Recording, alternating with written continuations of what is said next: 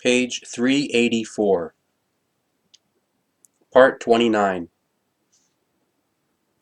If a human being wants to be taught and convinced about whether his or her neighbor is really a loyal and honest friend to him or her, then he or she should not listen to his or her advice and should wait to see how he or she reacts. Part 30. The life itself teaches that the circumstances in which the human being lives are not decisive for his or her development, righteousness, and personality. Rather, it is solely that which he or she does, and how he or she does it, and how he or she forms himself or herself and his or her life from it. Part 31. Every human being requires the certainty of being acknowledged, because that promotes his or her sense of achieving greater things and being evolutive, whereby well-being, joy, love, peace, freedom, and harmony become characteristic of him or her.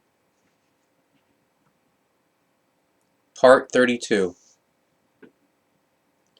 To constantly train the consciousness in no wise means to oppress it with Gewalt, or to subject it to a consciousness washing in order to compel it into the servitude.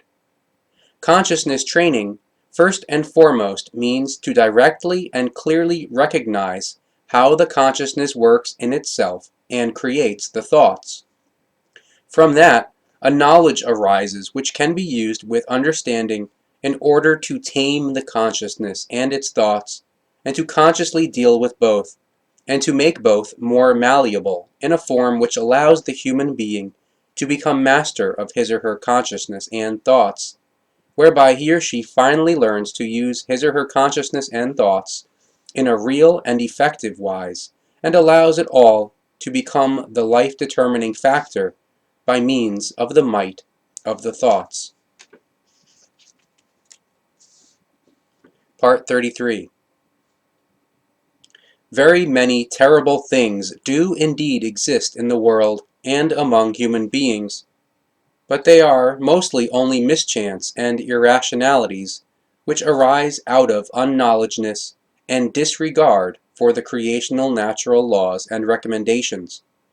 Consequently, they can be changed for the better if the human being creates truthful knowledge and wisdom, and therefore enlightenment in himself or herself. If the human being achieves a dynamic union of knowledge, harmony, wisdom, and love for everyone and for everything, and if he or she connects it with having the necessary feelings for everything and anything which crawls and flies, then he or she actually takes part highly effectively in the preservation and evolution of the planet Earth and all life.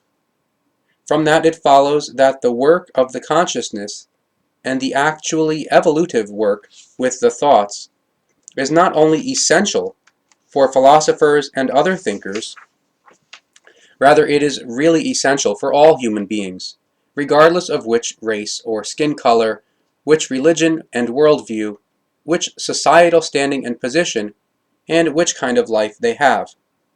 The nature of the consciousness-based development is extremely practical, active, and effective, and embraces all things of the life. And the fact is that the entirety of humanity is exposed to the danger of increasingly disregarding and forgetting the real knowledge about the creation and nature and its laws and recommendations, for which reason it is absolutely necessary that the human being quite consciously turns again to his or her consciousness-based development, and does not only search for it and achieve it in the external, material realms of his or her life.